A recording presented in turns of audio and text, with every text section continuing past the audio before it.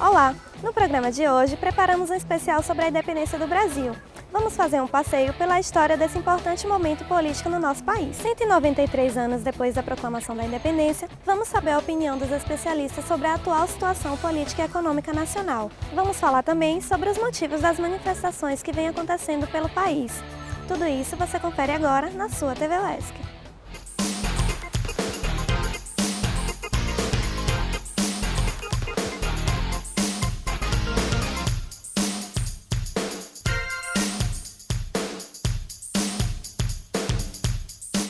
7 de setembro de 1822 é considerada a data da independência do Brasil, mas este importante momento histórico está relacionado a outros períodos que influenciaram transformações políticas, econômicas e sociais no país. Veja mais na matéria a seguir.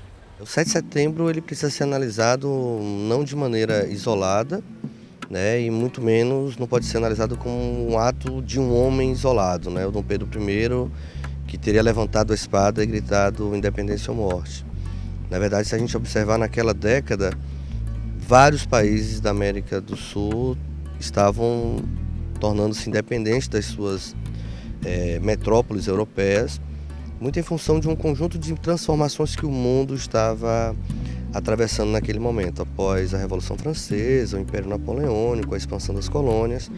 Com a queda desse império e o enfraquecimento então das metrópoles, as colônias estavam ficando independentes. Então não foi um ato isolado.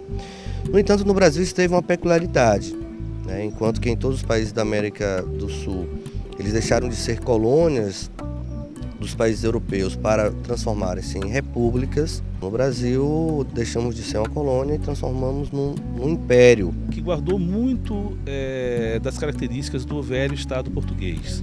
E uma das principais características desse Estado, que vai perdurar tanto no Império como na nossa República, é o chamado patrimonialismo, né, que é uma indistinção, né, que a elite dirigente faz entre os interesses da esfera pública e da esfera privada.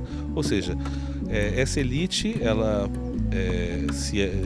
historicamente, né, tem gerido o Estado como se gerisse o seu patrimônio particular. A história política do Brasil recente, dos últimos 100 anos, desde o momento o próprio estabelecimento da República no Brasil, ele não se dá de maneira tranquila, né? Ele foi uma ruptura, poderíamos até dizer que foi um golpe, quando o Deodoro da Fonseca, um grupo de militares, proclama a República. Essa república foi muito inspirada também no modelo norte-americano. A nossa primeira república foi os Estados Unidos do Brasil, né? Então nesse modelo federativo cada estado tinha muita autonomia e isso acabou, vamos dizer assim, aumentando a capacidade das elites regionais de tomarem as instituições do Estado ao seu poder e geri-las de forma patrimonial. Aí um outro momento importante foi a Revolução de 30. Né? A Revolução de 30 ela se faz justamente para buscar centralizar o poder e tirar poderes das mãos desses coronéis, vamos dizer assim, dessas elites regionais. Tinha uma propaganda do Getúlio em que uma grande fogueira estava armada e cada um vinha lá com uma bandeira do seu estado e colocava naquela fogueira. E depois que todas as bandeiras foram colocadas ali, emergiu uma grande bandeira do Brasil, né, mostrando esse processo de centralização. Só que esse processo de centralização também não foi suficiente para quebrar as amarras do patrimonialismo. Né? Por quê? Porque os cargos continuaram sendo indicados pelo partido do poder e no caso, na época do Getúlio, ainda houve um processo de ditadura, né? Houve um momento depois e aí era um momento de guerra também, então isso tudo acabou dando mais possibilidades do Getúlio manter essa ditadura, né? A democratização que veio depois da queda do Getúlio foi um momento pequeno dentro da nossa história, mas um momento em que houve uma maior participação popular, né? E essa participação popular justamente, né, quando o povo começa a ir para a rua, começa a exigir reformas. Em 64, por exemplo, a gente tem um momento de um forte debate sobre um modelo de país que se queria, né, um país autônomo, né, desenvolvimentista, um desenvolvimento baseado em bases nacionais versus um modelo de desenvolvimento que era necessário capital e investimento norte-americano. Né? Claramente as pessoas que estavam na rua estavam sabendo o que estavam ali, estavam contra a ditadura, estavam brigando pela redemocratização do país, né? Acreditando que no processo de democratização né, o país encontraria um novo formato de organização política e um novo formato de desenvolvimento. A elite se assusta e aí com toda a argumentação anticomunista, né, proclama o golpe e o Estado se fecha aí durante mais de 20 anos. Então, nos anos 80, as diretas já, o povo na rua pedindo eleições diretas para presidente. No início dos anos 90, tivemos as grandes manifestações do Fora Collor. E hoje, né, a gente está vendo, está cada vez mais difícil, né, exercer o patrimonialismo como forma de governo. Então, acho que isso tem um fator positivo. É uma crise que, ao meu entender, vem para bem, né? Vem para passar limpo, vem para mostrar para a elite política ou para quem se interessar, para quem se ingressar na política, que a forma de gerir o Estado hoje tem que ser diferente. Não pode ser mais patrimonial como vem acontecendo até então. O país enfrenta hoje uma crise econômica e política considerada grave em diversos setores. Fomos conversar com especialistas para saber as causas e consequências deste atual panorama nacional. Veja agora na matéria a seguir. O cenário econômico do nosso país é um cenário extremamente difícil. Quando você tem a economia indo bem, resultados econômicos positivos, as pessoas não vão às ruas reclamar de corrupção. No Brasil, por exemplo, até pouco tempo atrás, os economistas mais ligados ao governo atribuíam qualquer a situação de desestabilidade interna à situação de uma crise externa. Hoje já há um certo consenso de que a economia brasileira sofre também por alguns erros de política econômica no passado. Nós temos um momento político também muito complicado no país. Nós tivemos nas últimas eleições presidenciais um país bastante dividido. Nós temos hoje um Congresso Nacional que ainda está bastante dividido, com a forte oposição ao governo da presidente Dilma, e isso tem dificultado o processo de aprovação do ajuste fiscal e de algumas medidas que, embora austeras, são nesse momento necessárias para contornar a situação econômica. E aí o governo resolveu represar os preços administrados, né? Os preços são ligados a contratos e mais diretamente conta de energia elétrica, né? Ao combustível, todos eles ajustados de maneira abrupta no início desse ano, impactaram fortemente a inflação. O que é inflação? A inflação é a variação persistente do nível de preço, né? Os preços mudando, você vai no supermercado e percebe isso. A inflação nesse ano, a gente já está contando com inflação de perto de 9,5% ao ano, com uma taxa de crescimento da economia de menos 1 ou menos 1,5%, a economia do Brasil encolhendo. Nós estamos com um processo de inflação elevada, com perdas de postos de trabalho que já chegam a 8 milhões, com a taxa de câmbio elevadíssima, a maior nos últimos tempos, e isso tem causado vários transtornos para a população como um todo. A crise econômica ela afeta todos os setores. Ela vai desde a agricultura, ao setor industrial do Brasil, que nos últimos anos, por falta de investimento, passou por um processo que alguns chamam do processo de uma reprimarização da economia, ou seja, a indústria cresceu, mas num percentual menor do que a agricultura.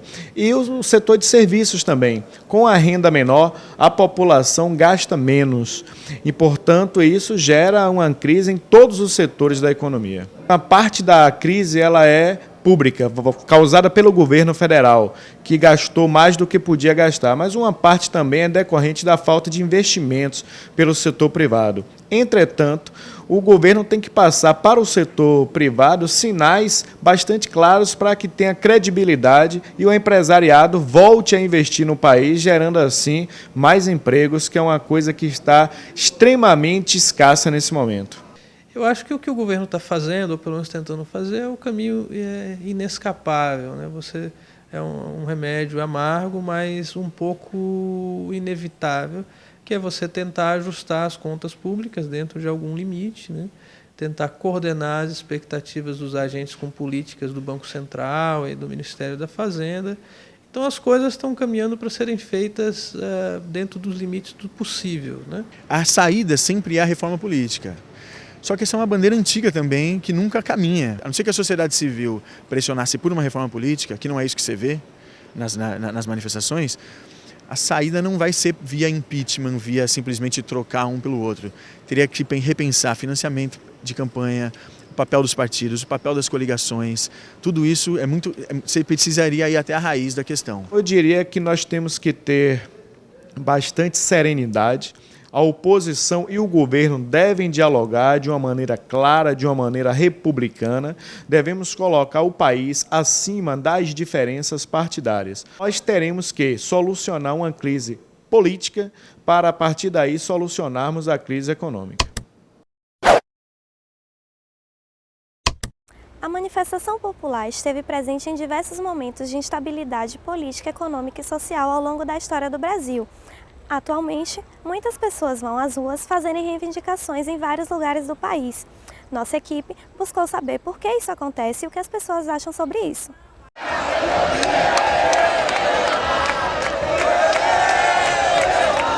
A gente está passando por um momento de crise institucional e política, né, que se reflete nessas manifestações que a gente tem visto. Não só isso, mas também nas denúncias que a mídia tem publicado, mas principalmente nesse sentimento de revolta que tem levado as pessoas às ruas constantemente ao longo do ano. Você já participou de alguma manifestação?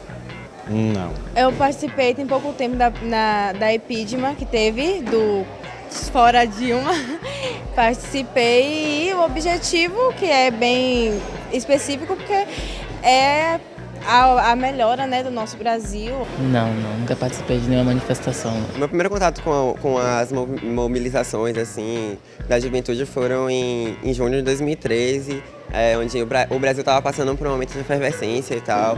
Eram muitas questões que eram pautadas, não só a questão da saúde, educação também. Na verdade, as manifestações sociais, elas são movimentos que podem ser espontâneos ou não, nos quais a sociedade vai às ruas para reivindicar aquilo que está sentindo falta, né? E isso é muito bom que ocorra, porque é uma forma espontânea, democrática de participar da vida política. Você acha que as manifestações sociais, elas podem resolver os problemas que existem no nosso país? Resolver não, mas é uma boa forma de lutar para que seja resolvido. Cada um tem o seu ponto de vista. Tem gente que usa a manifestação para poder fazer badernas, tem gente que já para procurar o seu direito. De certa forma, é bom sim a manifestação para poder abrir os olhos das outras pessoas. Com certeza, porque até para os políticos que nós elegemos terem uma volta do que a gente está precisando, das nossas demandas e tudo mais. Resolver não, porque como o próprio nome diz, manifestação é para você se manifestar, para você expressar uma opinião ou alertar as autoridades públicas ou a sociedade para um problema, para uma demanda específica de um grupo ou geral. Eu acho que é importante a gente que é jovem, né, e que a gente acredita que uma sociedade precisa ser diferente, a gente está organizado para poder lutar pelos nossos direitos, né? As grandes mudanças sociais, as transformações, elas ocorrem a partir desse momento das manifestações, quando as pessoas demonstram suas indignações, né? Com os mais variados setores da sociedade, sobretudo de quem está no comando. Durante muito tempo, o povo brasileiro não havia saído às ruas para manifestar-se, então essas manifestações de 2013, elas pareceram haver acendido uma chama na sociedade brasileira. Então eu mesma fiquei muito feliz ao ver as pessoas, principalmente a juventude, porque eu penso que o jovem, ele é a mola propulsora de qualquer sociedade. Qual é a sua opinião sobre as manifestações? Eu acho muito justo, eu acho que o país precisa das manifestações para mudar o que o povo acha que está errado. Toda causa é válida, mas o problema, acredito que hoje em dia, é o extremismo que algumas causas estão adotando. Acredito que ajuda, é um complemento, mas resolver todos os problemas não. Eu acho que é uma coisa que necessariamente tem que acontecer para expressar a opinião do povo. A gente saiu de um período de bonança e a gente está atravessando agora um período de crise econômica muito profunda, com inflação alta, com queda no emprego. Então isso me parece que tem, digamos, mobilizado mais a população do que um sentimento de despertar para a política, para a necessidade de participação política. Porque me parece, algumas pessoas pensam ou dizem avaliam que essas manifestações são pela ética na política. Eu não acredito nisso. Eu acho que a sociedade brasileira não está indo às ruas porque agora despertou que nós vivemos numa sociedade cheia de corrupção. Eu não creio que seja isso. Você considera o Brasil um país independente economicamente, socialmente, politicamente? Sim, considero. O Brasil ainda é muito dependente de outros países e até de empresas também, não só países, né? Que quando a gente fala financeiramente, a gente está trabalhando em multinacionais também. Financeiramente, socialmente, ela depende muito de outros países e de outras culturas. Não em todos esses aspectos da forma que ele deveria ser, mas acho que está no caminho. Nós somos um país independente do ponto de vista jurídico, né? Porque em 1822 o Brasil cortou os laços de dependência jurídica com Portugal. Porém, o Brasil ainda precisa de muito para se transformar numa nação independente, num país independente. Primeiro, a educação. A gente precisa de um sistema educacional, de fato, que coloque para o cidadão, para a cidadã, desde muito cedo, essa necessidade de se tornar um ser politizado, de buscar a sua cidadania. Eu acho que é o primeiro passo para uma nação se tornar independente, é ela conseguir compreender o sentido da liberdade.